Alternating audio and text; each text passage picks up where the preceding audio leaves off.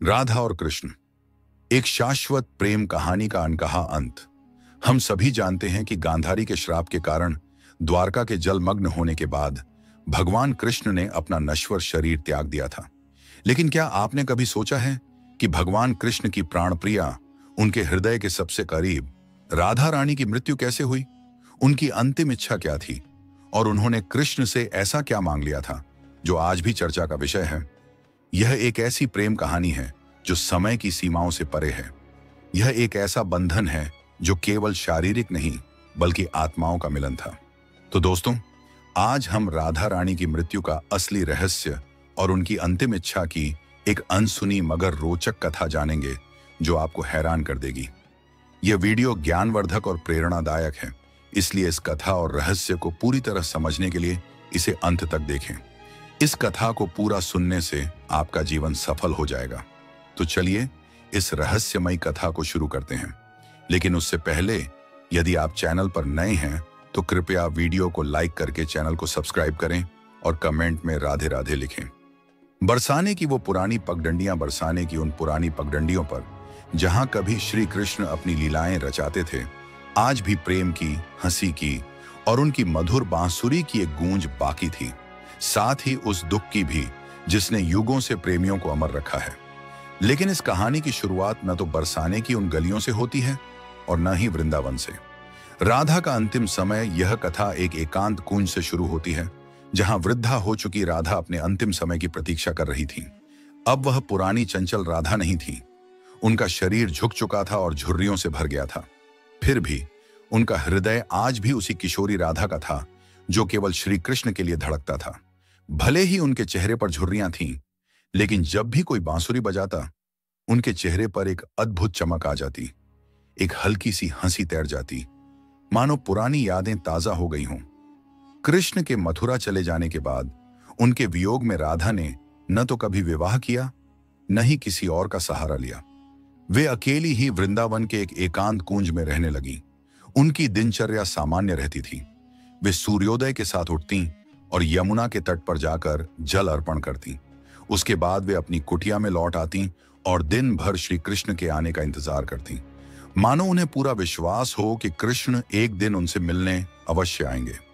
गांव वाले राधा को एक साध्वी समझते थे। उन्हें राधा के बारे में कुछ भी नहीं पता था।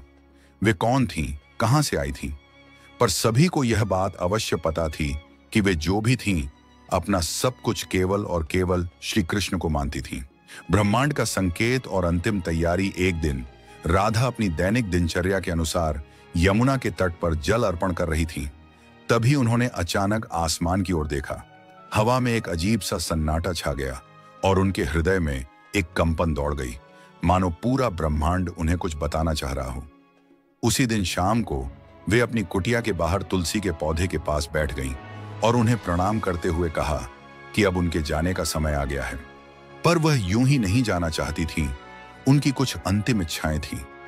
क्या आप जानना चाहेंगे कि राधा रानी की वो अंतिम इच्छा क्या थी और उन्होंने श्री कृष्ण से ऐसा क्या मांगा था जो उनकी प्रेम कहानी को और भी शाश्वत बना गया? राधा का अंतिम मिलन और अलौकिक पुनर्जन्म। राधा ने दृढ़ता से कहा, मैं तब तक इस देह का त्याग नहीं करूंगी जब तक स्वयं श्री कृष्ण मुझे विदा नहीं कर देते। उनकी यह इच्छा थी कि जब तक उनके आराध्य श्री कृष्ण अपने साक्षात रूप में उनके सामने आकर प्रेम से उनका नाम नहीं पुकारेंगे, तब तक वह अपने प्राण नहीं छोड़ेंगी। राधा की यह अनोखी इच्छा सुनकर गांव वाले अचंभित रह गए। उनके मन में यह सवाल उठने लगा कि आखिर द्वारका के महाराजा स्वयं श्री कृष्ण इस वृद्ध स्त्री से मिलने क्यों आएंगे?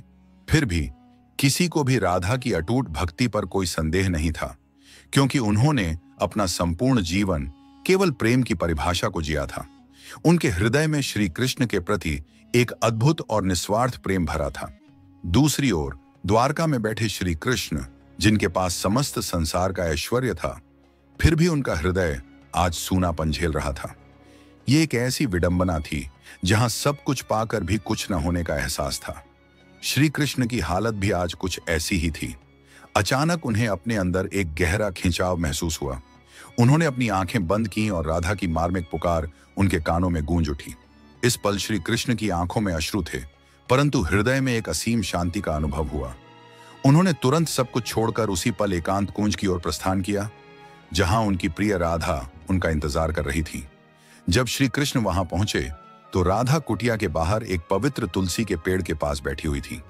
उनकी आंखें बंद थीं और वे गहन ध्यान में लीन थीं। कृष्ण ने अत्यंत कोमलता से कहा, राधे। यह शब्द सुनते ही राधा की आंखें खुलीं और उनके चेहरे पर एक अलौकिक चमक छा गई। उनकी आंखों में वह प्रेम था जिसे न तो शब्दों में बयां किया जा सकता था और न ही छिपाया जा सकता था। राधा मुस्कुराई और श्री कृष्ण से कहा, प्रभु, अब मेरे जाने का समय आ गया है। अब मेरी आत्मा केवल विश्राम चाहती है। यह सुनकर श्री कृष्ण ने प्रेम से राधा का हाथ थाम लिया। धीरे धीरे राधा की सांसें धीमी होने लगीं और उन्होंने वहीं तुलसी के पेड़ के नीचे अपने प्राण त्याग दिए। रहस्यमय अंत और राधा वृक्ष का जन्म, किंतु यह केवल अंत नहीं था। इसी पल वह रहस्य ने जन्म लिया जिसे सुनकर आप चकित रह जाएंगे।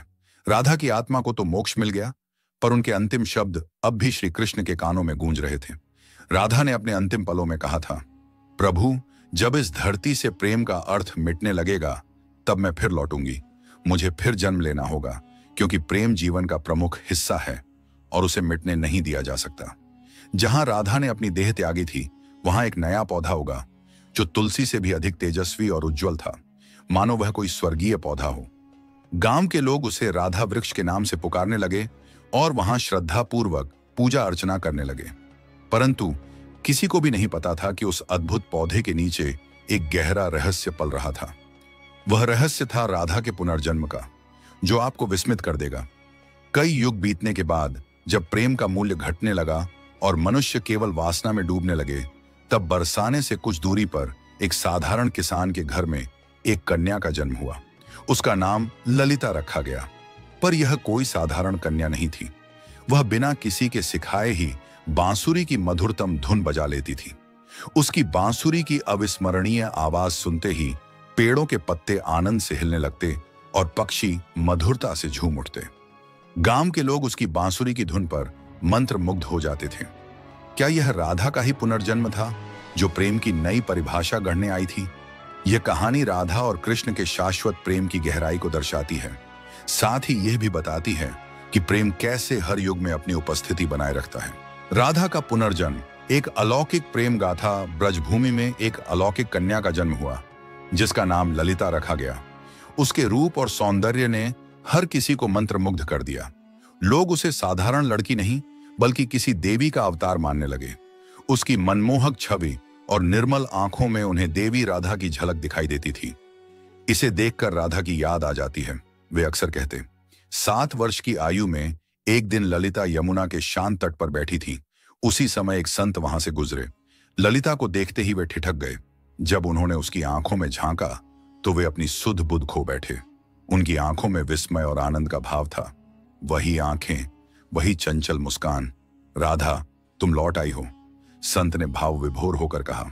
ललिता को अक्सर सपनों में एक अत्यंत सुंदर श्याम वर्ण पुरुष दिखाई देता था, जो कोई और नहीं, स्वयं भगवान श्री कृष्ण थे। वह कुछ बोलते नहीं थे, बस अपनी बांसुरी की मधुर धुन बिखेरते रहते। उस बांसुरी की मनमोहक धुन ललिता के हृदय को गहराई तक छू जाती, मानो वह सदियों से उस धुन की प्रतीक्षा कर रही हो। एक दिन उस मधुर धुन में खोई हुई ललिता ने अपनी मां से पूछा, मां, यह प्रेम क्या होता है? मां ने मुस्कुराते हुए उत्तर दिया, मेरी बच्ची, तुम अभी छोटी हो, तुम्हें प्रेम का क्या पता। ललिता चुप हो गई, लेकिन उसकी आंखों में एक पुराना दर्द झलक रहा था, मानो उसने यह प्रश्न पहले भी किसी जन्म में पूछा हो। जब ललिता 13 वर्ष की हुई तो एक दिन वह फिर यमुना तट के पास बैठकर अपनी बांसुरी बजा रही थी।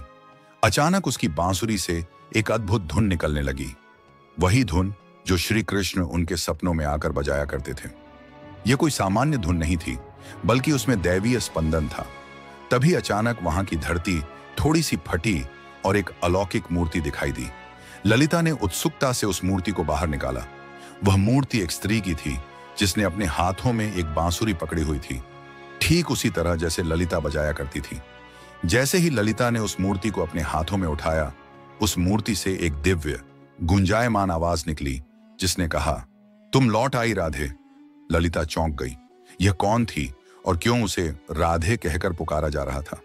यह प्रश्न उसके मन में घर कर गया। अब आगे की कथा और भी रोमांचक और रहस्यमयी है। उस दिन के बाद ललिता के व्यवहार में एक गहरा परिवर्तन आने लगा।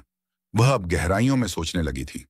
उसके मन में अपने अस्तित्व को लेकर अनेकों प्रश्न उठने लगे। वह जानना चाहती थी कि वह कौन है और उसका जन्म क्यों हुआ है। आखिर क्यों उसे प्रेम और कृष्ण जैसे शब्द इतना आकर्षित करते हैं, जैसे कि वे उसके हृदय में पहले से ही समाहित हों। उसी दौरान एक संत हिमालय से कई वर्षों की कठोर तपस्या कर बरसाने लौट रहे थे। जब उन्होंने ललिता को देखा तो वे एक तक उसे देखते रह गए, जैसे समय ठहर गया हो। उनकी आंखों में वही आश्चर्य था जो उस पहले संत की आंखों में था। वह बोले, युगों पहले मैंने यही आंखें राधा की देखी थी। हे कन्या, तुम इस युग की नहीं हो। तुम्हारा जन्म किसी महान उद्देश्य से हुआ है। ललिता ने विनम्रता से पूछा, कौन सा उद्देश्य महाराज? तब उस तपस्वी संत ने अपनी आंखें बंद कर गहन ध्यान लगाया और जवाब दिया, अभी के युग में प्रेम केवल एक शब्द बनकर रह गया है, जिसका अर्थ लोग भूलते जा रहे हैं। तुम्हें उसे फिर से जीवन देना है। तुम्हें इस धरा पर प्रेम के वास्तविक स्वरूप को स्थापित करना है। अब बरसाने की गलियों में एक नई कथा जन्म लेने वाली थी। दरअसल यह कथा नई नहीं थी, बल्कि यह राधा के पुनर्जन्म की सनातन कथा थी जो युगों से चली आ रही थी। अब ललिता किशोरावस्था में पहुंच चुकी थी। उसके मन में एक विचित्र सी बेचैनी थी, मानो कोई अदृश्य शक्ति उसे लगातार पुकार रही हो, किसी दिव्य मिलन की प्रतीक्षा हो। रातों में ललिता यमुना के शांत तट पर अकेले बैठती और उस अज्ञात पुरुष की कल्पना करती जो उन्हें सपनों में दिखाई दिया करते थे, श्री कृष्ण की। वह उनकी बांसुरी की धुन को अपने भीतर महसूस करती। एक दिन ललिता ने फिर अपनी मां से पूछा, मां, क्या प्रेम बिना कुछ कहे भी हो सकता है? तब उनकी मां ने अपने अनुभव से जवाब दिया, बेटी, सच्चा प्रेम तो वही होता है जो कुछ कहे बिना ही हो जाए, जो हृदय से हृदय का मिलन हो। पर ललिता तो कुछ और ही सोच रही थी। वह अपने भीतर उस अलौकिक प्रेम की गहराई को टटोल रही थी जो उसे कृष्ण से जोड़े हुए था। क्या आप जानना चाहेंगे कि ललिता कैसे अपने उद्देश्य को पूरा करती है और अपने पूर्व जन्म के प्रेम से मिलती है? उसका हृदय एक ऐसे व्यक्ति के लिए धड़क रहा था जिससे वह कभी मिली भी नहीं थी। एक ऐसा प्रेम जिसकी परिकल्पना उसने केवल सपनों में की थी। एक दिन उसके पूज्य स्वामी ने ललिता को अपने आश्रम में बुलाया। राधे, उन्होंने कोमलता से कहा, अब समय आ गया है। कृष्ण ने इस युग में जन्म ले लिया है, पर इस बार उन्होंने एक ब्राह्मण के रूप में अवतार लिया है और तुम्हें उन्हें ढूंढना होगा। यह सुनकर ललिता खुशी से झूम उठी, क्योंकि जिस पल का उसे बेसब्री से इंतजार था वह अब निकट था। पर एक प्रश्न उसके मन में उभरा, ललिता श्री कृष्ण को पहचानेगी कैसे? संत मुस्कुराए और बोले, जब वे तुम्हारे सामने आएंगे तो तुम उन्हें स्वयं ही पहचान लोगी। पर ध्यान रखना, इस बार परीक्षा और भी कठिन होगी, क्योंकि अब युग बदल चुका है। अब तुम्हारा प्रेम केवल व्यक्तिगत नहीं रहा, बल्कि अब तुम्हें लोगों और समाज का सामना करते हुए पूरे संसार को प्रेम का अर्थ समझाना होगा। श्री कृष्ण ने अब पुनर्जन्म ले लिया था और वे एक नवयुवक साधु के रूप में थे जिनका नाम अनंतानंद था। वे दूर दूर तक लोगों को उपदेश दिया करते थे। उनकी वाणी में ऐसा जादू था कि लोग मंत्रमुग्ध हो जाते थे। कोई नहीं जानता था कि असल में अनंतानंद कौन थे, वे कहां से आए थे। जब वे प्रवचन देते थे तो प्रेम की ऐसी अद्भुत वाणी बोलते थे कि लोग भावनाओं में बहकर रो पड़ते थे। वे कहते थे, प्रेम केवल शरीर का नहीं बल्कि आत्मा का संबंध है। प्रेम का अर्थ ही है त्याग और समर्पण। फिर भी भीतर से वे भी अधूरापन महसूस करते थे। हर रात वे यमुना के तट पर जाकर बैठ जाते और उस अज्ञात स्त्री के स्वप्न में खो जाते जिसके लिए उनका हृदय तड़पता था। एक दिन संत के आदेशानुसार ललिता ने अपने माता पिता को प्रणाम किया और अकेले ही अपने उस अज्ञात प्रेम की तलाश में निकल पड़ी। उसके हाथ में केवल एक छोटी सी बांसुरी थी जो उसके हृदय की धुन थी और मन में दृढ़ निश्चय। वह गांव गांव घूमती, कभी कथा सुनती तो कभी कई साधुओं से मिलती, इस उम्मीद में कि उसे उसका प्रेम मिल जाए। पर किसी साधु में वह तेज और दिव्य आभा नहीं थी जिसकी तलाश ललिता को थी। एक दिन उसे एक वृद्ध महिला मिली जिसने ललिता के चेहरे पर राधा सी आभा देखी। बेटी, तुम इधर उधर क्यों भटक रही हो? उसने पूछा। ललिता ने अपनी व्यथा बताई। मुझे किसी की तलाश है। वृद्ध महिला ने सुझाव दिया। बेटी, तुम अपनी यह बांसुरी बजाओ। जो तुम्हारे लिए बना होगा वह स्वयं ही धुन सुनकर तुम्हारे पास खींचा चला आएगा। इसके पश्चात ललिता एक ऊंची पहाड़ी पर चढ़ी और अपनी बांसुरी बजाई। उस मधुर धुन ने हवा में घुलते ही कई मील दूर अनंतानंद की आंखें भर आईं। यह एक ऐसा एहसास था जैसे किसी पुराने भूले हुए गीत की याद ताजा हो गई हो। ललिता अब तक 8 गांव पार कर चुकी थी। हर गांव में वह अपनी बांसुरी बजाती, पर अब तक उसे वह नहीं मिल पाया था जिसकी उसे तलाश थी। ललिता को अनंतानंद के आसपास होने का एहसास होता, जैसे कोई अदृश्य धागा उन्हें जोड़ रहा हो, मगर वह उसे ढूंढ नहीं पा रही थी। वह थक चुकी थी, उसका शरीर टूट रहा था, पर आत्मा अभी भी उस तलाश में जुटी हुई थी। अंततः उसने प्रण लिया कि यदि अगली पूर्णिमा की रात तक उसे वह नहीं मिला तो वह यमुना में कूदकर अपनी जान दे देगी। उस दिन उसने आखिरी बार अपनी बांसुरी बजाई। उसकी धुन वैसी ही थी जो किसी को अंदर तक भिगो दे, एक गहरी पुकार। उसी पल हिमालय में बैठे अनंतानंद को वह ध्वनि सुनाई दी। उसे वह ध्वनि इतनी प्रभावी लगी मानो उसने कई वर्षों बाद वही धुन सुनी हो जो उसे पुकार रही हो, उसे अपनी ओर खींच रही हो। अनंतानंद ने तुरंत ही हिमालय छोड़ दिया। एक अनजानी शक्ति द्वारा खींचे चले आए। ठीक उसी रात ललिता को फिर से स्वप्न आया, पर इस बार स्वप्न काफी अलग था। यह अब और भी स्पष्ट और जीवंत था। क्या इस बार उसे अपने प्रेम का मार्ग मिलेगा? प्रेम की एक नई सुबह राधा और कृष्ण यमुना तट पर विराजमान थे। राधा की आंखों में एक प्रश्न था, प्रभु, क्या इस बार भी हमारी प्रेम कहानी अधूरी रह जाएगी? कृष्ण ने कोमलता से राधा का हाथ थामा और बोले, नहीं राधे, इस बार संसार तुम्हारे प्रेम की पूर्णता देखेगा। इतना कहते ही ललिता का स्वप्न टूटा और उसके मन में एक नई उम्मीद की किरण जाग उठी। वह तुरंत उस स्थान की ओर चल पड़ी जहां अनंतानंद की उपस्थिति अपेक्षित थी, वृंदाधाम। यह कोई साधारण स्थान नहीं था। जनश्रुति के अनुसार इसी पवित्र भूमि पर राधा ने कृष्ण को अंतिम बार देखा था और एक शिला को स्पर्श कर यह प्रण लिया था कि जब तक उनका प्रेम पूर्ण नहीं हो जाता वह बार बार लौटती रहेंगी। वृंदाधाम में एक कथा का आयोजन हो रहा था और उसके वाचक स्वयं अनंतानंद थे। ललिता कुछ दूरी पर खड़ी थी। उनका चेहरा अभी भी उसके लिए अपरिचित था, परंतु अनंतानंद की वाणी में एक अद्भुत सम्मोहन था जिसने ललिता के हृदय को गहराई तक छू लिया। उस दिन अनंतानंद प्रेम की सच्ची परिभाषा समझा रहे थे। प्रेम वह नहीं जो आपके पास रहता है या आपके साथ जीता है। प्रेम तो वह है जो दूर होकर भी अत्यंत निकट होता है। जैसे ही उन्होंने यह शब्द कहे, उनकी आंखें ललिता से जा मिली। एक पल के लिए पूरा संसार जैसे थम सा गया। दोनों एक दूसरे में खो से गए। अनंतानंद ने तत्काल अपना प्रवचन छोड़ दिया और ललिता की ओर दौड़ पड़े। ललिता ने धीमे स्वर में पूछा, क्या आज भी आपको मेरी आवाज सुनाई देती है? अनंतानंद ने उसकी आंखों में देखा और प्रेम से बोले, राधे, तुम आ गई। वह पल इतना मनमोहक था कि समय भी ठहर गया था, परंतु यह अंत नहीं था। असली कहानी तो अब शुरू होने वाली थी। अचानक मौसम बिगड़ने लगा। काले घने बादल आसमान में छा गए। तभी वहां एक रहस्यमय साधु कुरंगनाथ प्रकट हुए। कुरंगनाथ नहीं चाहते थे कि राधा और कृष्ण का पुनर्मिलन हो, क्योंकि उन्हें भय था कि यदि ऐसा हुआ तो प्रेम को धर्म से ऊपर का स्थान मिल जाएगा, जो समाज की स्थापित मान्यताओं को तोड़ देगा। कुरंगनाथ ने कठोर स्वर में कहा, तुम्हारा प्रेम आज के युग के नियमों के विरुद्ध है। आज का समाज इस प्रेम को न तो समझेगा और न ही सहन कर पाएगा। अनंतानंद ने दृढ़ता से उत्तर दिया, प्रेम समाज का मिलन नहीं, बल्कि दो आत्माओं का मिलन है। कुरंगनाथ ने तब एक अंतिम परीक्षा का प्रस्ताव रखा। यदि तुम्हारा प्रेम सच्चा है तो अगली पूर्णिमा की रात तक ललिता अपनी आंखों पर पट्टी बांध लेगी। वह बिना देखे और बिना सुने तुम्हें खोज निकालेगी। यदि वह इसमें असफल होती है तो तुम दोनों को युगों युगों के लिए फिर से बिछड़ना होगा। अनंतानंद यह सुनकर मौन हो गए, परंतु ललिता ने बड़े ही प्रेम पूर्वक और दृढ़ता से कहा, मुझे आपकी यह शर्त मंजूर है। पूर्णिमा की रात निकट आ रही थी। यह परीक्षा ललिता के लिए केवल एक शर्त नहीं थी, बल्कि उसके प्रेम और संयम की सच्ची अग्नि परीक्षा थी। वह स्वयं भी यह जानना चाहती थी कि क्या बिना देखे केवल मन और आत्मा से प्रेम किया जा सकता है या नहीं। उसने अपनी आंखों पर पट्टी बांध ली और कसम खाई कि जब तक उसकी आत्मा स्वयं श्री कृष्ण की उपस्थिति महसूस नहीं करती, वह किसी को नहीं देखेगी। क्या ललिता इस कठिन परीक्षा में सफल हो पाएगी? और क्या राधा और कृष्ण का प्रेम अंततः पूर्णता को प्राप्त करेगा? प्रेम की अग्नि परीक्षा।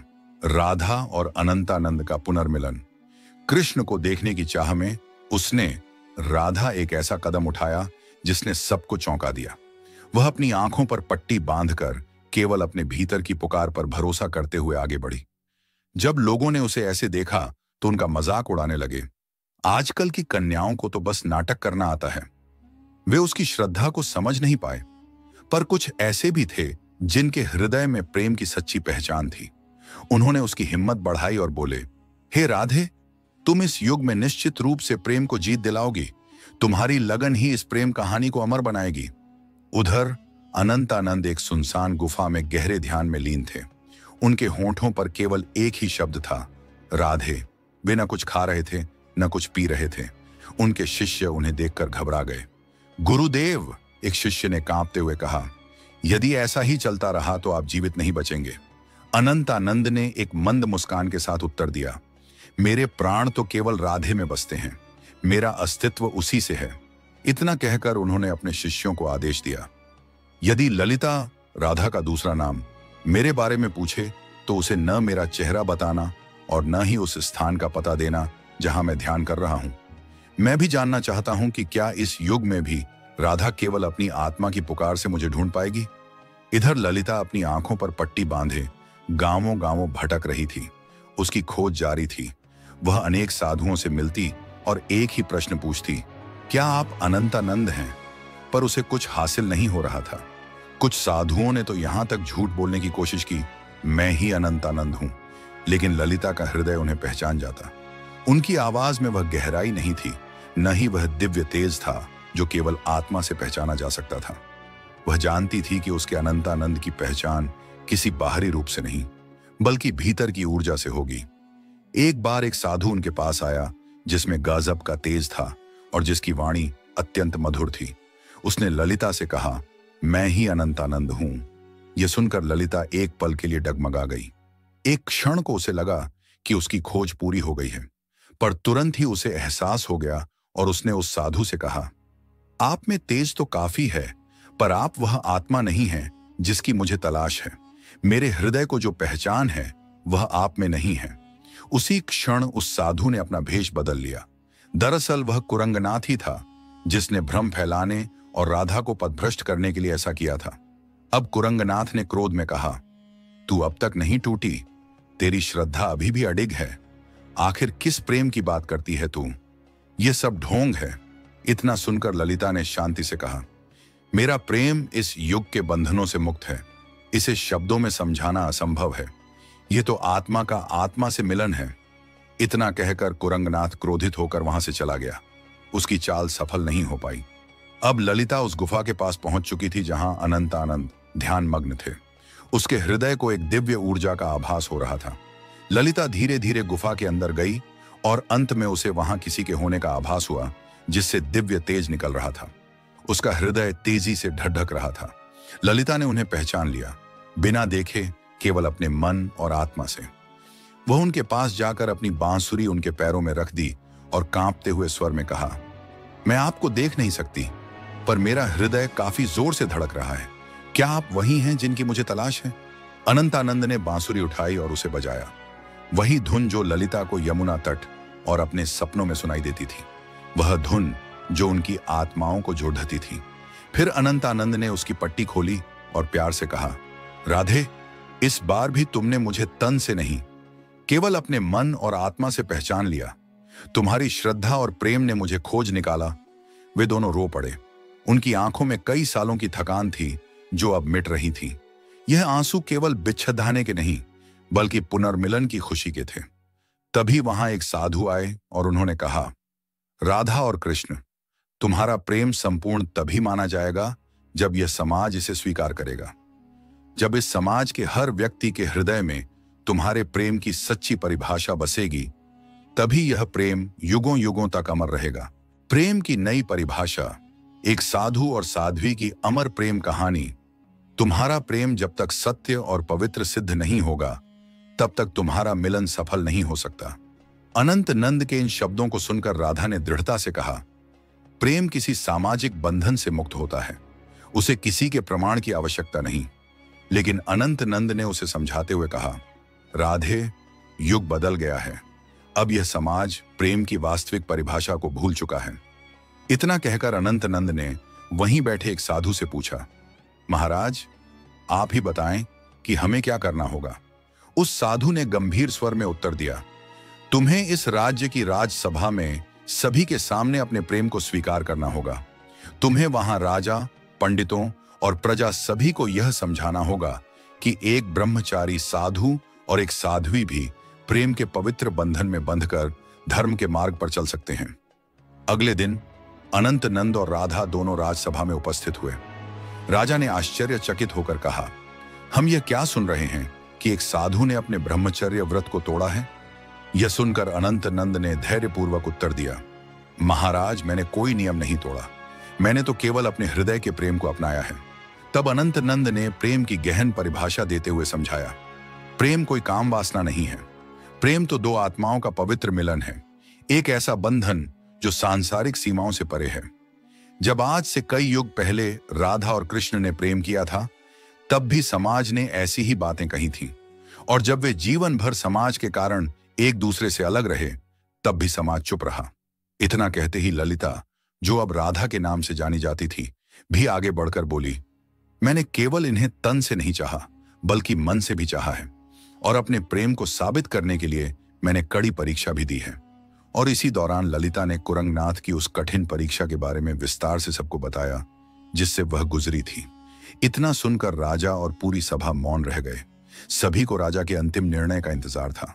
राजा ने कुछ देर विचार करने के बाद कहा, जब मैं छोटा था तब मेरी माँ मुझे राधा और कृष्ण की अमर प्रेम कहानी सुनाया करती थी, और जब मैं उनसे पूछता कि आखिर उन्होंने विवाह क्यों नहीं किया, तो मेरी माता चुप रह जाती। आज जाकर मुझे यह बात समझ में आ रही है कि विवाह तो समाज का बनाया हुआ एक नियम है, पर प्रेम आत्मा का सच्चा संबंध है। राजा ने अपनी बात पूरी करते हुए कहा, इसीलिए मैं इस पवित्र प्रेम को स्वीकार करता हूं। तब से प्रेम की एक नई आध्यात्मिक परिभाषा लिखी गई, और कई युगों के पश्चात राधा और कृष्ण का मिलन फिर से संपूर्ण रूप से हो पाया, एक ऐसे रूप में जिसे समाज ने भी स्वीकार किया। दोस्तों, अब हमारी यह अनोखी कथा यहीं पर समाप्त होती है, लेकिन अगर आपको यह कथा अच्छी लगी हो और इसने आपके हृदय को छुआ हो, तो कृपया करके वीडियो को लाइक करें और चैनल को सब्सक्राइब कर लें। यह आपके लिए तो एक पल का काम है, पर इससे हमारी काफी मदद हो जाती है। धन्यवाद। कैलाश पर्वत, एक ऐसा रहस्यमयी स्थान जिसे समझ पाना आज भी इंसान के लिए असंभव है। ऐसा माना जाता है कि कोई भी इंसान आज तक इस पर्वत की चोटी तक नहीं पहुंच सका, लेकिन क्या यह पूरी सच्चाई है? नहीं, क्योंकि एक ऐसा तांत्रिक था जिसने न केवल कैलाश पर्वत पर चढ़ाई की, बल्कि वह पहला और अब तक का एकमात्र व्यक्ति बना जिसे इस दिव्य स्थान की ऊंचाइयों को छूने की अनुमति मिली। आज हम बात करेंगे तिब्बत के एक भयानक और रहस्यमयी तांत्रिक की, जिसने अपनी तंत्र शक्तियों से एक पूरे गांव को तबाह कर दिया, 80 से अधिक लोगों की जान ली, फिर भी उसे कैलाश पर्वत की पवित्र ऊंचाइयों तक पहुंचने का वरदान मिला। आखिर ऐसा कैसे हुआ? और जब वह तांत्रिक कैलाश की चोटी से वापस लौटा, तो उसने ऐसा कुछ बताया जिसे सुनकर तिब्बत की धरती कांप उठी। उसने जो अनुभव साझा किया, उसने लोगों की सोच ही बदल दी। यहां तक कि उस खूंखार तांत्रिक को लोग ईश्वर का अवतार मानने लगे। ये कहानी है मिलारेपा की, एक ऐसा इंसान जो अंधकार से चलकर प्रकाश की ओर आया, जिसने काला जादू सीखा, जीवन में तबाही मचाई और फिर आत्मज्ञान के मार्ग पर चलते हुए महान संत बना। आज हम जानेंगे कि कैसे मिलारेपा बना एक खतरनाक तांत्रिक, कैसे उसने अपना जीवन बदला, और कैलाश पर्वत पर आखिर उसने ऐसा क्या देखा जिसने उसका जीवन ही नहीं, पूरे तिब्बत का विश्वास बदल डाला। 11वीं शताब्दी के उत्तरार्ध में तिब्बत के दक्षिणी भाग में एक छोटे से गांव में एक बालक का जन्म हुआ, जिसका नाम था थोपन। बाद में यही बालक मिला रेपा नाम से प्रसिद्ध हुआ। उसका बचपन सुख, शांति और स्नेह से भरा था। वह अपने माता पिता का इकलौता पुत्र था और उसकी एक छोटी बहन भी थी। पारिवारिक जीवन खुशियों से भरा हुआ था, लेकिन जैसा कि कहा जाता है, समय कभी स्थिर नहीं रहता, और यही हुआ। जब मिलारेपा मात्र 7 वर्ष का था, तभी उसके पिता की अचानक मृत्यु हो गई।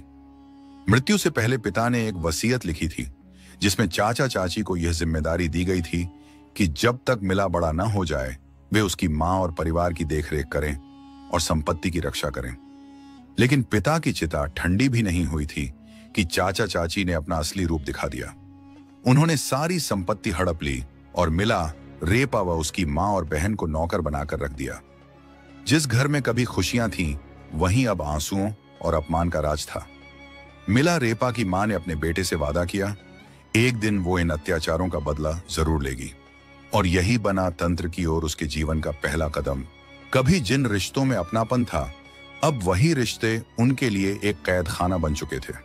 जिनकी जिंदगी कभी सम्मान से भरी थी, अब वे अपमान और दरिद्रता के अंधेरे में डूब चुके थे। मिला रेपा की मां, जो कभी गांव में एक प्रतिष्ठित महिला मानी जाती थीं, आज अपमान और पीड़ा का जीवन जीने को मजबूर थीं। समाज की चुप्पी उन्हें अंदर तक तोड़ चुकी थी।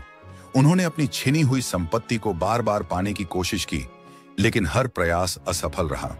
गांव के लोगों ने अन्याय देखा, पर किसी ने आवाज नहीं उठाई। एक दिन टूटी हुई उम्मीदों के बीच उन्होंने कठोर निर्णय लिया। उन्होंने अपने बेटे मिला रेपा से कहा, शायद हम अपना सब कुछ वापस न ला पाएं, लेकिन जो हमें तबाह कर गए, उन्हें हम भी चैन से जीने नहीं देंगे। बदला जरूर लेंगे। ये शब्द मिला रेपा के जीवन की दिशा बदलने वाले थे। बदले की आग उनके हृदय में जल उठी थी। मां की आंखों में जो जलता हुआ अपमान देखा, वही उनके मार्गदर्शक बन गया। मिला रेपा ने ठान लिया कि वह तांत्रिक विद्या सीखेगा, एक ऐसी विद्या जो दुश्मनों को बिना सामने आए मिटा दे। इस तलाश में वह पहुंचे अपने अंतिम गुरु के पास, युंग, एक ऐसा भयावह तांत्रिक जिनकी सिद्धियां लोक और परलोक दोनों में विख्यात थीं। गुरु युंग के साए में मिला रेपा ने मृत्यु और विनाश के रहस्यों को सीखा। उनका लक्ष्य अब स्पष्ट था, बदला। उन्होंने ऐसे मंत्रों को सिद्ध किया जिससे वह प्रकृति को अपने आदेशों पर चला सकें। विशेष रूप से ओलावृष्टि का आह्वान करने की शक्ति उन्होंने प्राप्त की। सबसे पहला प्रयोग उन्होंने अपने चाचा और चाची के गांव पर किया। एक दिन आकाश से भारी ओले बरसने लगे, खेत खलिहान तबाह हो गए और गांव वालों पर आतंक छा गया। लोग समझ चुके थे, यह कोई सामान्य आपदा नहीं, यह तांत्रिक प्रकोप है। यह था मिला रेपा का पहला बदला। लेकिन यह अंत नहीं था। वह दिन आया जब चाचा के बेटे की शादी थी। पूरा गांव सज धज कर एकत्र हुआ था। मिला रेपा ने इस समारोह को अपने बदले की आखिरी परीक्षा बनाया। जैसे ही विवाह रस्में शुरू हुई, अचानक वहां जहरीले सांप, विषैले कीड़े और मकड़ियां प्रकट होने लगे। घबराहट और भगदड़ मच गई। तभी एक भीषण हादसा हुआ। घर की छत गिर पड़ी। करीब 80 लोगों की मृत्यु हो गई। मिला रेपा का बदला पूरा हुआ। गांव में उनकी मां ने गर्व से घोषणा की, मेरा बेटा अब निर्भय है, उसने अन्याय का जवाब दे दिया। लेकिन मिला रेपा के मन में अब शांति नहीं थी। वह विचारों के बवंडर में फंसे थे। बदले की आग ने उन्हें वह सब छीन लिया था जो कभी उन्हें इंसान बनाता था। अब वह सोच रहे थे, क्या यह जीत थी या आत्मा की हार? मिला रेपा के भीतर अपराध बोध की आग जल उठी थी। जिन मासूमों ने कभी उनका कुछ नहीं बिगाड़ा, वे भी उस भयानक तांडव में मारे गए थे। जिस बदले से उन्हें आत्मिक शांति मिलनी थी, अब वही एक गहरा पश्चाताप बन चुका था। यहीं से शुरू हुआ उनका आत्म मंथन, आत्मशुद्धि का कठिन मार्ग। इसी समय उनकी भेंट हुई एक बौद्ध लामा से, जिन्होंने उन्हें सुझाव दिया कि वह महान गुरु मारपा की शरण में जाएं। गुरु मारपा केवल एक साधक नहीं, बल्कि भारत से ज्ञान की अमूल्य निधि लेकर आए हुए एक संत थे, जिन्होंने तिब्बत में बौद्ध धर्म की कई पवित्र शिक्षाओं का अनुवाद किया था। उनकी बुद्धिमत्ता और करुणा की ख्याति दूर दूर तक फैली थी। जब मिला रेपा गुरु मारपा के गांव पहुंचे, तो उनका स्वागत किसी संत की तरह नहीं, बल्कि एक कठोर परीक्षा से हुआ। गुरु मारपा जानते थे कि सच्चे ज्ञान की प्राप्ति केवल तप, त्याग और आत्मशुद्धि से ही संभव है। उन्होंने मिल रेपा को भयंकर श्रम की साधना में झोंक दिया। कभी ऊंचे पहाड़ों से भारी पत्थर लाना, तो कभी उन्हें दुर्गम स्थानों तक पहुंचाना। हर दिन की यह कठिन तपस्या भले शरीर को थका देती, लेकिन आत्मा को एक एक कर सभी पुराने दोषों से मुक्त कर रही थी। धीरे धीरे मिलरेपा ने गुरु की शिक्षाओं को न केवल सुना, बल्कि जीवन में उतारना शुरू किया। उनकी साधना अब सिर्फ शक्ति के लिए नहीं, आत्मा के शुद्धिकरण के लिए थी। गुरु मारपा की कठिन परीक्षाओं ने उन्हें एक नए मोड़ पर ला खड़ा किया, जहां शक्ति से अधिक करुणा और तंत्र से अधिक आत्मज्ञान का महत्व था। साधना के वर्षों बाद मिला रेपा ने बौद्ध धर्म के गूढ़ तत्वों को आत्मसात किया। उन्होंने अपने अतीत के पापों को स्वीकारा और उनके लिए गहन प्रायश्चित किया। अब वे वही तांत्रिक नहीं रहे जो विनाश की राह पर थे। अब वे एक संत बन चुके थे जिनके अंदर ज्ञान, करुणा और आत्म शांति का प्रकाश था। यहीं से शुरू होती है उनके जीवन की अगली और अद्भुत यात्रा, कैलाश पर्वत की ओर। तिब्बत में स्थित कैलाश पर्वत न केवल हिंदू धर्म बल्कि बौद्ध, जैन और बोन धर्मों में भी पवित्र माना जाता है। शिव पुराण, स्कंद पुराण और मत्स्य पुराण जैसे कई ग्रंथों में कैलाश खंड के रूप में इसकी महिमा का वर्णन मिलता है। मान्यता है कि यही भगवान शिव का दिव्य निवास है, जहां वे अपने परिवार और गणों के साथ साक्षात रहते हैं। मिलारेपा ने 1093 ईस्वी में इस रहस्यमयी पर्वत की यात्रा शुरू की। यह यात्रा सिर्फ एक भौतिक चढ़ाई नहीं थी, बल्कि आत्मा के उच्चतम शिखर तक पहुंचने की कोशिश थी। यात्रा के दौरान उन्हें भेंट हुई एक और विलक्षण आत्मा से, नरोबाण नामक एक प्रसिद्ध बौद्ध प्रचारक। नरोबाण ने मिलारेपा को एक चुनौती दी। जो पहले कैलाश पर्वत की चोटी तक पहुंचेगा वही सच्चा साधक कहलाएगा। अब यह सिर्फ एक चढ़ाई नहीं थी, यह एक आध्यात्मिक दौड़ थी जो न केवल शरीर की ताकत बल्कि आत्मा की गहराई की परीक्षा लेने वाली थी। जो भी कैलाश पर्वत की चोटी तक पहुंचेगा उसे इस पवित्र धाम पर आध्यात्मिक अधिकार प्राप्त होगा। यह कोई साधारण चुनौती नहीं थी, बल्कि एक आध्यात्मिक युद्ध की घोषणा थी। नरोबान जी ने तुरंत ही पर्वत की कठिन चढ़ाई शुरू कर दी। वे निरंतर आगे बढ़ते रहे, बर्फीले तूफानों और तीव्र हवाओं को चीरते हुए। दूसरी ओर मिलारेपा कुछ समय के लिए ध्यान मुद्रा में स्थिर हो गए, जैसे वह पर्वत की आत्मा से संवाद कर रहे हों। जब नरोबान जी चोटी के समीप पहुंचे, तभी सूर्य की पहली किरण उनके चेहरे पर पड़ी। यह कोई साधारण प्रकाश नहीं था। वह किरण इतनी तीव्र, इतनी तेजस्वी थी कि उनकी आंखें झपकने लगीं और वे पीछे हटने को मजबूर हो गए। इसी क्षण मिलारेपा ध्यान से उठे और बिना किसी अवरोध के चोटी की ओर बढ़ चले। अंततः वे नरोबान जी से पहले कैलाश की चोटी पर पहुंच गए। यह केवल शारीरिक विजय नहीं थी, यह मिलारेपा की आत्मिक शक्ति और सिद्धियों की विजय थी। यह पर्वतारोहण एक रहस्य बन गया, एक आध्यात्मिक लीला। चोटी पर पहुंचकर मिलारेपा ने कुछ ऐसे अनुभव किए जिन्हें शब्दों में पिरोना असंभव है। उन्होंने कहा, कैलाश पर्वत साधारण मानव के लिए नहीं है, यह स्वयं महादेव का निवास है। यहां आकर चढ़ाई करना शिव की तपस्या में विघ्न डालने जैसा पाप है। मिलारेपा का यह संदेश आज भी कैलाश यात्रियों के लिए एक चेतावनी है। केवल वही यहां चढ़ने का प्रयास करें जो आत्मा की गहराइयों में उतर चुके हों, जिन्होंने साधना की चरम सीमाएं छू ली हों। एक और रहस्य यह है कि कैलाश पर्वत की तलहटी में समय की गति सामान्य नहीं है। ऐसा कहा जाता है कि यहाँ एक दिन धरती के 1 माह के बराबर होता है। अर्थात यहाँ यदि आप एक दिन रुकें तो आपके शरीर पर 1 महीने का असर दिखेगा। वैज्ञानिक भाषा में इसे फास्ट एजिंग कहा जाता है, यानी शरीर की कोशिकाएं अत्यधिक तेजी से क्षरण करती हैं। उदाहरण के लिए, यदि सामान्यतः 1 महीने में नाखून 4 बार काटने पड़ते हैं, तो यहाँ एक ही दिन में 4 बार काटने की जरूरत पड़ सकती है। कैलाश की इस दिव्य यात्रा के बाद मिलारेपा की साधना एक नए शिखर पर पहुंच गई। उन्होंने आत्मज्ञान की वो ऊंचाइयां छू ली जहां से जीवन और मृत्यु का भेद मिट जाता है। उन्होंने अपने शिष्यों को भी ध्यान, तपस्या और गूढ़ विद्याओं की शिक्षा दी ताकि वे भी आत्मा की रोशनी में प्रवेश कर सकें। इन्हीं आध्यात्मिक उपलब्धियों के बाद शुरू हुआ उनके जीवन का अंतिम अध्याय। एक दिन उन्हें एक ग्रामीण विवाह समारोह में आमंत्रित किया गया। उनके स्वागत के लिए एक विशेष आसन सजाया गया। उसी समारोह में एक धनवान पंडित भी उपस्थित था जो मिलारेपा की ख्याति से ईर्ष्या करता था। तैयारियों को देखकर हर कोई चकित था। जब मिलारेपा ध्यानमग्न मुद्रा में उस आसन पर बैठे तो वहां उपस्थित एक घमंडी पंडित ने व्यंग्य से कहा, इस भिक्षु के लिए इतनी भव्य तैयारी, क्या यह मुझसे बड़ा ज्ञानी है? पंडित सीधे मिलारेपा के पास आया और अहंकार में डूबे स्वर में बोला, मैंने सुना है कि तुम बहुत ज्ञानी हो, तो इन ग्रंथों को पढ़कर साबित करो कि तुम्हारा ज्ञान कितना गहरा है।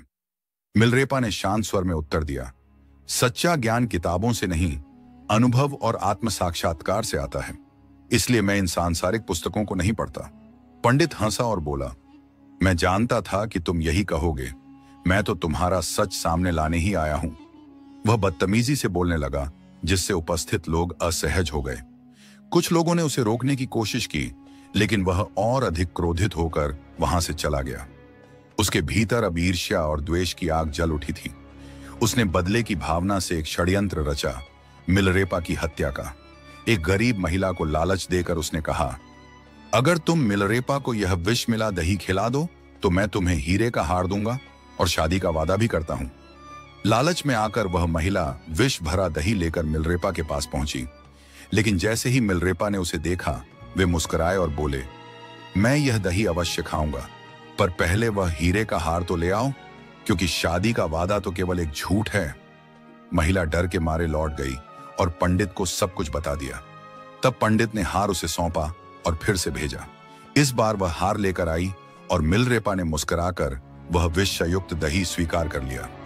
जैसे ही उन्होंने दही खाया, महिला रोते हुए उनके चरणों में गिर पड़ी और क्षमा मांगने लगी। मिलरेपा ने स्नेह से कहा, डर मत, मेरा समय पूरा हो गया है। यह केवल देह का अंत है, आत्मा का नहीं। वह महिला जो एक षड्यंत्र का हिस्सा बनी थी, अब मिलरेपा की शिष्या बन गई। मिलरेपा ने अपने सभी शिष्यों को एकत्र किया और कहा, मैं शीघ्र ही इस शरीर को त्यागने वाला हूं। मेरे अंतिम संदेश को सुनने स्वयं देवगण भी प्रतीक्षा कर रहे हैं। आकाश से पुष्पों की वर्षा होने लगी, सुगंधित हवाएं बहने लगीं और दिव्य संगीत गूंजने लगा। ऐसा प्रतीत हो रहा था मानो स्वयं सृष्टि उन्हें विदा देने आई हूं। अब आइए जानते हैं कुछ अनसुने तथ्य मिलरेपा के बारे में। मिलरेपा का अर्थ है कॉटन क्लैड, यानी सूती वस्त्र धारण करने वाला। वे सदा एक पतले सफेद वस्त्र में लिपटे रहते, जिसे रेपा कहा जाता है। यहां तक कि कठोर सर्दियों में भी वे ऐसा ही वस्त्र पहनते थे। उनकी तपस्या इतनी गहन थी कि बर्फीली गुफाओं में केवल बिच्छू घास खाकर जीवित रहे। इसी कारण कई चित्रों में उन्हें हरी त्वचा वाला दर्शाया गया है। मिलरेपा ने हिमालय की पवित्र चोटियों, झीलों और गुफाओं में साधना करते हुए 1 लाख से अधिक गीतों की रचना की थी। ये गीत उनके आत्मबोध, ध्यान और अनुभव की गाथाएं हैं, जो आज भी साधकों को राह दिखाते हैं। तो यह थी संत मिलरेपा की प्रेरणादायक गाथा, जो सिखाती है कि सच्चा ज्ञान न किताबों में है न पद में, वह तो आत्मा की गहराइयों से प्राप्त होता है। अपने विचार हमें कमेंट में जरूर बताएं। मिलते हैं जल्द ही एक नए प्रेरणादायक वीडियो में। जय हिंद, जय भारत। कैलाश पर्वत, एक अनसुलझा रहस्य जो विज्ञान की समझ से भी परे है। कैलाश पर्वत एक ऐसा स्थान जो सदियों से रहस्यों में डूबा हुआ है। यहाँ की कहानियां सिर्फ पौराणिक ग्रंथों तक ही सीमित नहीं है, बल्कि आधुनिक विज्ञान भी इस पर्वत के रहस्यों को समझने में असमर्थ है। साल 2001 में चीन सरकार ने कुछ ऐसा देखा जिसने उन्हें कैलाश पर्वत पर चढ़ाई करने पर सख्त प्रतिबंध लगाने के लिए मजबूर कर दिया। आखिर वह क्या रहस्य था जिसने चीन को इतना बड़ा कदम उठाने पर मजबूर कर दिया? क्यों इस पर्वत की चोटी तक कोई नहीं पहुंच सकता? आज तक दुनिया की सबसे ऊंची चोटी माउंट एवरेस्ट पर हजारों पर्वतारोही सफलतापूर्वक चढ़ चुके हैं, लेकिन कैलाश पर्वत पर चढ़ने का प्रयास करने वाले या तो रास्ते में ही दम तोड़ देते हैं या फिर कुछ वर्षों के भीतर रहस्यमयी परिस्थितियों में मृत्यु को प्राप्त हो जाते हैं। केवल एक व्यक्ति, एक रहस्यमयी साधु इस पर्वत की चोटी तक पहुंचा था, लेकिन उसने जो देखा उसे कभी किसी के साथ साझा नहीं किया। कैलाश पर्वत पर क्यों बढ़ती है उम्र की रफ्तार? विज्ञान कहता है कि पृथ्वी पर समय की गति हर जगह समान होती है, लेकिन कैलाश पर्वत पर समय कुछ और ही कहानियां बयां करता है। यहां आने वाले तीर्थयात्री दावा करते हैं कि कैलाश के आसपास समय की चाल असामान्य रूप से तेज हो जाती है। कई साधु यह भी मानते हैं कि यहाँ एक अलौकिक ऊर्जा प्रवाहित होती है, जिससे यहाँ मौजूद किसी भी जीव की उम्र 2 गुनी रफ्तार से बढ़ने लगती है। क्या यह किसी प्राचीन शक्ति का प्रभाव है या फिर कोई वैज्ञानिक रहस्य जिसे अभी तक दुनिया नहीं समझ पाई? क्या कैलाश पर्वत के नीचे छिपा है प्राचीन शंभाला नगर? तिब्बती बौद्ध ग्रंथों में वर्णन मिलता है कि कैलाश पर्वत के नीचे एक अदृश्य नगर बसा हुआ है, जिसे शंभाला कहा जाता है। यह कोई साधारण नगर नहीं, बल्कि एक दिव्य लोक माना जाता है, जहां केवल उच्च आत्मिक ऊर्जा वाले लोग ही प्रवेश कर सकते हैं। क्या सच में इस पर्वत के नीचे कोई ऐसी सभ्यता बसी हुई है जो आज भी दुनिया की नजरों से ओझल है? नासा की खोज, जिसने वैज्ञानिकों के होश उड़ा दिए, अमेरिकी अंतरिक्ष एजेंसी नासा ने जब कैलाश पर्वत की ऊंचाई और उसकी संरचना का अध्ययन किया तो उन्हें कुछ ऐसा देखने को मिला जो किसी साधारण पर्वत में नहीं पाया जाता। सैटेलाइट इमेज में देखा गया कि कैलाश पर्वत एक विशालकाय पिरामिड के आकार का है और यह बिल्कुल सटीक दिशाओं में स्थित है, मानो इसे किसी ने बहुत सोच समझकर बनाया हो। क्या यह कोई प्राकृतिक संरचना है या किसी प्राचीन सभ्यता द्वारा निर्मित एक दिव्य संरचना? जब चीन ने कैलाश पर्वत पर हेलीकॉप्टर भेजा, चीन ने कैलाश पर्वत के रहस्यों को समझने के लिए जब इस क्षेत्र में एक हेलीकॉप्टर भेजा तो कुछ चौंकाने वाली घटनाएं घटी। बताया जाता है कि जैसे ही हेलीकॉप्टर पर्वत के शिखर के करीब पहुंचा, उसके सभी नेविगेशन सिस्टम अचानक से फेल हो गए और हेलीकॉप्टर को आपातकालीन लैंडिंग करनी पड़ी। कुछ रिपोर्ट्स में यह भी दावा किया गया कि हेलीकॉप्टर के पायलट ने वहां एक अदृश्य ऊर्जा के प्रभाव को महसूस किया। कुबेर की नगरी और कैलाश का दिव्य प्रभाव। हिंदू मान्यताओं के अनुसार कैलाश पर्वत के पास धन के स्वामी कुबेर की नगरी स्थित है, जहां अपार संपत्ति और दिव्य खजाने छुपे हुए हैं। यह भी कहा जाता है कि जो कोई भी इस पर्वत के आसपास आध्यात्मिक साधना करता है, उसे दिव्य दृष्टि प्राप्त होती है और उसकी सभी इच्छाएं पूरी हो जाती हैं। तो आखिर कैलाश पर्वत सिर्फ एक पहाड़ है या कोई रहस्यमयी शक्ति केंद्र? क्या यहाँ कोई प्राचीन सभ्यता मौजूद है या फिर यह कोई दैवीय संरचना है? इन सवालों के जवाब आज भी अनसुलझे हैं, लेकिन एक बात तो तय है, कैलाश सिर्फ एक पर्वत नहीं बल्कि एक ऐसा रहस्य है जो हमारी समझ से कहीं परे है। कैलाश पर्वत आस्था, रहस्य और अद्भुत शक्तियों का केंद्र कहा जाता है कि जो व्यक्ति अपने जीवन में सत्कर्म और पुण्य अर्जित करता है, उसकी आत्मा को मृत्यु के उपरांत कैलाश पर्वत पर स्थान मिलता है।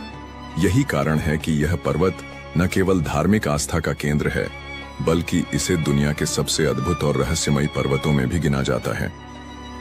समुद्र तल से 6,718 मीटर की ऊंचाई पर स्थित कैलाश पर्वत हिंदू, बौद्ध और जैन धर्म के अनुयायियों के लिए परम पवित्र स्थल है।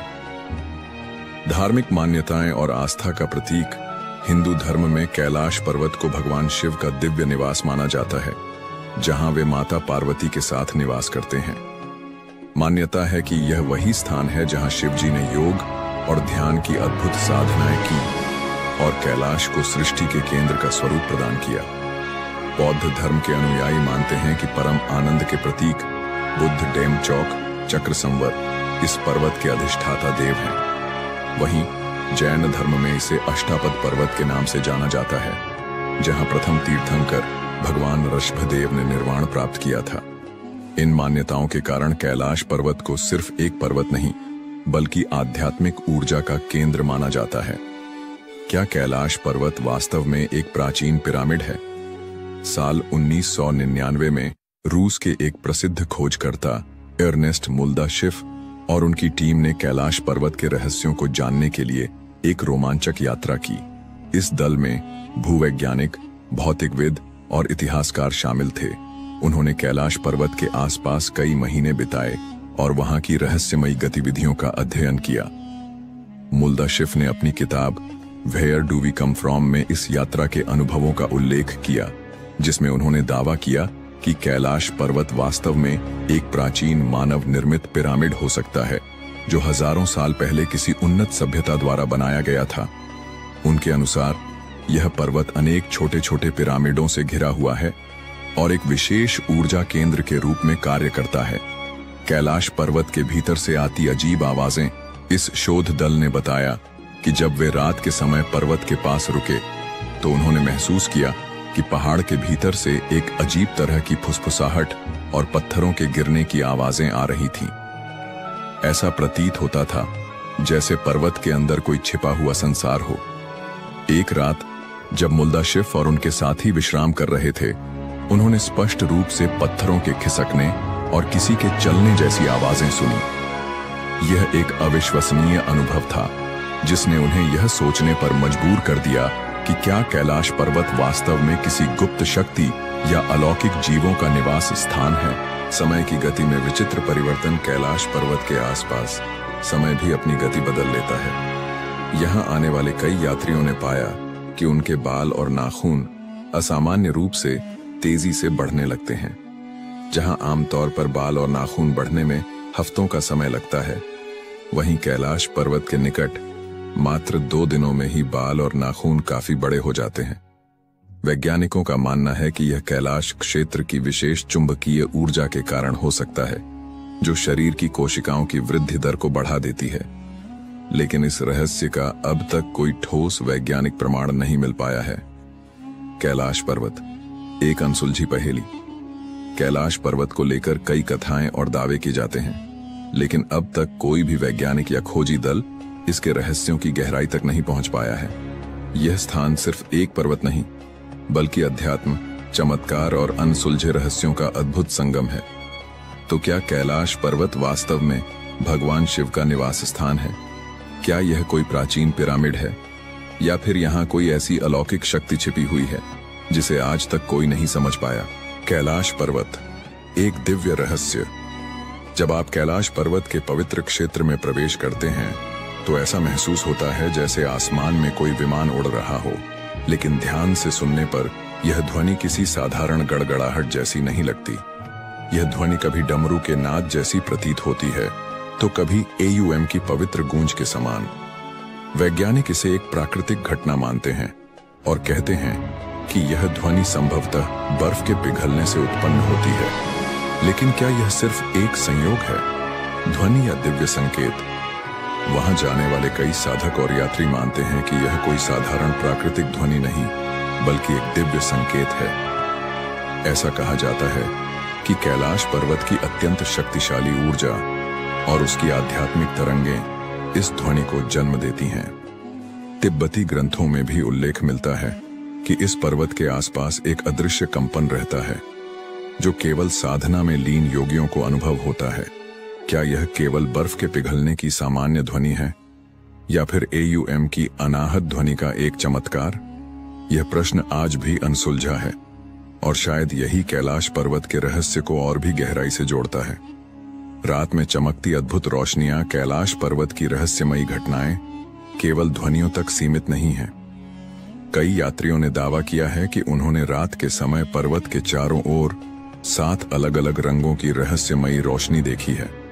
नासा के वैज्ञानिकों का मानना है कि कैलाश पर्वत के आसपास का शक्तिशाली चुंबकीय बल और वायुमंडलीय ऊर्जा मिलकर इस अद्भुत प्रकाश का निर्माण कर सकते हैं। लेकिन फिर भी यह प्रश्न बना रहता है, क्या यह केवल विज्ञान की व्याख्या के भीतर सीमित है, या फिर इस पवित्र पर्वत की दैवीय शक्तियों का कोई संकेत? हिम मानव, मिथक या वास्तविकता? क्या आपने हिम मानव या यति की कहानियां सुनी हैं? यह एक रहस्यमयी विशालकाय प्राणी है जिसे कैलाश पर्वत और हिमालय के दुर्गम क्षेत्रों में देखा गया है। वर्षों से इस क्षेत्र में रहने वाले लोग दावा करते हैं कि उन्होंने अपनी आंखों से इस विचित्र प्राणी को देखा है। लेकिन क्या यह एक विशाल भालू है, कोई अज्ञात जंगली मानव, या फिर किसी प्राचीन युग का अंतिम अवशेष? तिब्बती और नेपाली मान्यताओं के अनुसार यह हिम मानव कैलाश पर्वत के आसपास घूमता है और कभी-कभी साधुओं और यात्रियों के दर्शन भी देता है। कुछ इसे एक भूरा भालू मानते हैं, तो कुछ इसे एक विलुप्त होती जाति का अंतिम अस्तित्व कहते हैं। यहाँ तक कि कुछ कथाओं में इसे एक शक्तिशाली जीव बताया गया है, जो दुर्गम इलाकों में रहकर साधकों और तपस्वियों की रक्षा करता है। वैज्ञानिक इस रहस्य को सुलझाने की कोशिश कर रहे हैं। कुछ शोधकर्ताओं का मानना है कि हिम मानव वास्तव में निएंडरथल मानव के अवशेष हो सकते हैं, जो अब भी इन बर्फीले क्षेत्रों में जीवित हैं। लेकिन यह केवल एक परिकल्पना है, क्योंकि आज तक हिम मानव के कोई ठोस प्रमाण नहीं मिले हैं।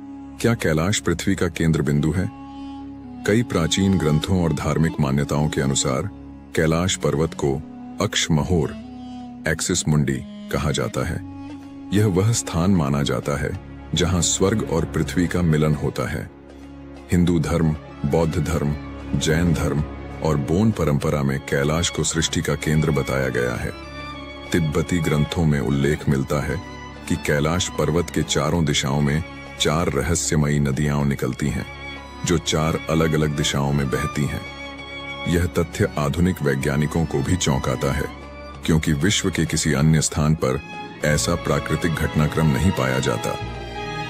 कैलाश पर्वत न केवल एक तीर्थ स्थल है, बल्कि यह एक ऐसा स्थान भी है जो समय, भौतिकी और आध्यात्मिकता के रहस्यों को अपने अंदर समेटे हुए है। क्या यह केवल एक पौराणिक कथा है या फिर इस स्थान पर वास्तव में कोई दिव्य शक्ति कार्य कर रही है? यह रहस्य आज भी अनसुलझा है। आपका क्या मानना है? क्या कैलाश पर्वत की यह ध्वनि मात्र एक प्राकृतिक घटना है या फिर यह किसी दैवीय शक्ति का प्रमाण? क्या हिम मानव सच में मौजूद है या यह केवल कहानियों और किंवदंतियों का हिस्सा है? और क्या कैलाश पर्वत पृथ्वी का आध्यात्मिक केंद्र है? इसका उत्तर खोजने के लिए हमें विज्ञान और आध्यात्मिकता के बीच संतुलन बनाना होगा। लेकिन एक बात निश्चित है, कैलाश पर्वत का रहस्य आज भी उतना ही गहरा है जितना हजारों साल पहले था। कैलाश पर्वत का अद्भुत रहस्य, समय की गति और रहस्यमय झीलें। कैलाश पर्वत सदियों से रहस्य, आध्यात्म और चमत्कारों का केंद्र रहा है। यह केवल एक पर्वत नहीं, बल्कि एक ऐसा स्थान है जहां प्रकृति के नियम भी विचित्र ढंग से कार्य करते हैं। कहते हैं कि यहां समय की गति सामान्य नहीं रहती। जो कुछ हफ्तों में घटित होना चाहिए वह यहां चंद दिनों में ही पूरा हो जाता है। यही नहीं, यहां आने वाले कई यात्रियों ने यह अनुभव किया कि उनकी त्वचा समय से पहले ही बूढ़ी दिखने लगी। वैज्ञानिक भी इस पहेली को समझने में असमर्थ हैं। रूसी चिकित्सक डोनाल्ड अर्नेस्ट मुल्दाशिफ ने अपने संस्मरणों में एक आश्चर्यजनक घटना का उल्लेख किया है। उन्होंने बताया कि एक साइबेरियाई पर्वतारोही दल कैलाश पर्वत की चोटी तक पहुंचने के प्रयास में था, लेकिन जैसे ही वे एक विशेष बिंदु तक पहुंचे, कुछ ही क्षणों में उनकी उम्र असामान्य रूप से बढ़ने लगी। वे देखते ही देखते वृद्ध दिखने लगे। इससे भी अधिक आश्चर्य की बात यह थी कि उस घटना के बाद उन पर्वतारोहियों की उम्र इतनी तेजी से बढ़ी कि महज 1 वर्ष के भीतर ही वे मृत्यु को प्राप्त हो गए। क्या यह कोई प्राकृतिक घटना थी या फिर कैलाश पर्वत पर कोई अदृश्य शक्ति कार्य कर रही थी? 2 झीलें, 2 विपरीत शक्तियां। कैलाश पर्वत के आधार पर स्थित 2 झीलें, मानसरोवर और राक्षस ताल, जो एक दूसरे के बेहद करीब हैं, लेकिन स्वभाव में पूरी तरह भिन्न हैं। ऐसा लगता है मानो ये झीलें प्रकृति के 2 अलग अलग पहलुओं का प्रतिनिधित्व करती हैं। एक सकारात्मक ऊर्जा का स्रोत तो दूसरी नकारात्मक शक्तियों का प्रतीक। मानसरोवर झील को दुनिया की सबसे ऊंची मीठे पानी की झील माना जाता है। इसका पानी निर्मल, शांत और जीवनदायिनी ऊर्जा से भरा हुआ है।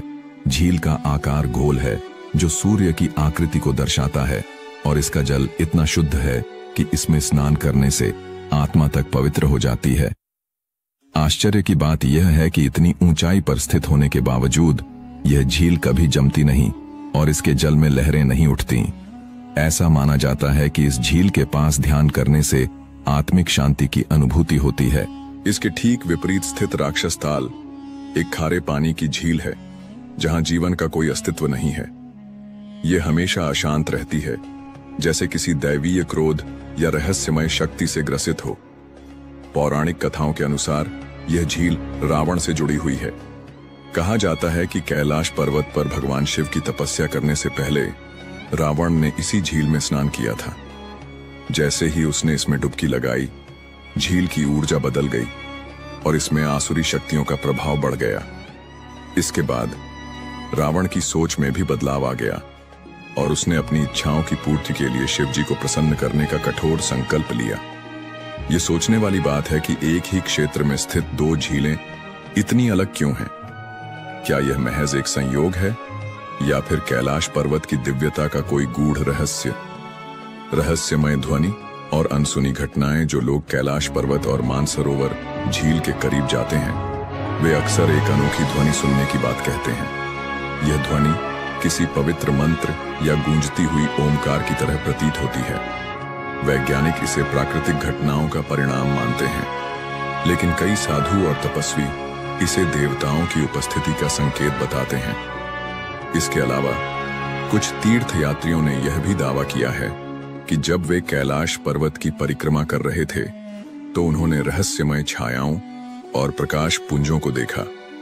कुछ लोगों का मानना है कि यह देवताओं का निवास स्थान है, जहां आम मनुष्यों का पहुंचना संभव नहीं। क्या कैलाश पृथ्वी पर एक दिव्य लोक है? कई विद्वानों और आध्यात्मिक गुरुओं का मानना है कि कैलाश पर्वत केवल एक भौगोलिक संरचना नहीं, बल्कि एक दिव्य लोक है। यहाँ ब्रह्मांड की ऊर्जाएं कार्यरत हैं, जो साधारण मानव इंद्रियों से परे हैं। इस स्थान का रहस्य समय की गति में विचित्र बदलाव और दो झीलों की अद्भुत भिन्नता यह सिद्ध करती है कि कैलाश पर्वत केवल एक पर्वत नहीं, बल्कि स्वयं एक चमत्कारी शक्ति है। आपका क्या मानना है? क्या कैलाश पर्वत सच में एक अदृश्य शक्ति का केंद्र है, या यह महज हमारी कल्पना का हिस्सा है? रहस्यमय कैलाश पर्वत, जहां विज्ञान भी चौंक जाता है। कैलाश पर्वत, जिसे भगवान शिव का दिव्य निवास कहा जाता है, सदियों से आस्था, रहस्य और अध्यात्म का केंद्र बना हुआ है। इस पवित्र पर्वत पर चढ़ाई करने की अंतिम कोशिश वर्ष 2001 में हुई थी, जब चीन ने अपनी ओर से स्पेन की एक पर्वतारोही टीम को इसकी चोटी तक पहुंचने की अनुमति दी थी। लेकिन आश्चर्य की बात यह है कि अत्याधुनिक उपकरणों और पूरी तैयारी के बावजूद यह टीम भी कैलाश की चोटी तक नहीं पहुंच सकी। ऐसा कहा जाता है कि यह केवल एक पर्वत नहीं, बल्कि एक दैवीय शक्ति का केंद्र है, जहां साधारण मानव के लिए प्रवेश करना संभव नहीं। इसी मान्यता के चलते चीन ने भी इस पर्वत पर चढ़ाई करने पर पूरी तरह से प्रतिबंध लगा दिया। क्यों है कैलाश पर्वत अद्भुत? कैलाश हमें यह याद दिलाता है कि दुनिया में कुछ चीजें इंसानी दायरे से बाहर होती हैं। केवल भौतिक शक्ति से इस पर्वत को जीतना संभव नहीं, बल्कि यहाँ पहुंचने के लिए आध्यात्मिक ऊर्जा और परम चेतना की आवश्यकता होती है। शायद यही कारण है कि आज तक कोई भी इसकी चोटी पर पैर नहीं रख सका। कैलाश की रहस्यमयी छाया, स्वस्तिक और AUM का प्रकट होना, कैलाश पर्वत पर घटने वाली कुछ घटनाएं विज्ञान को भी चुनौती देती हैं। जब सूर्य इस पर्वत के पीछे ढलता है, तो इसकी छाया में एक अद्भुत स्वस्तिक का प्रतीक उभरता है। यह वही स्वस्तिक है जिसे हिंदू धर्म में शुभता और समृद्धि का प्रतीक माना जाता है।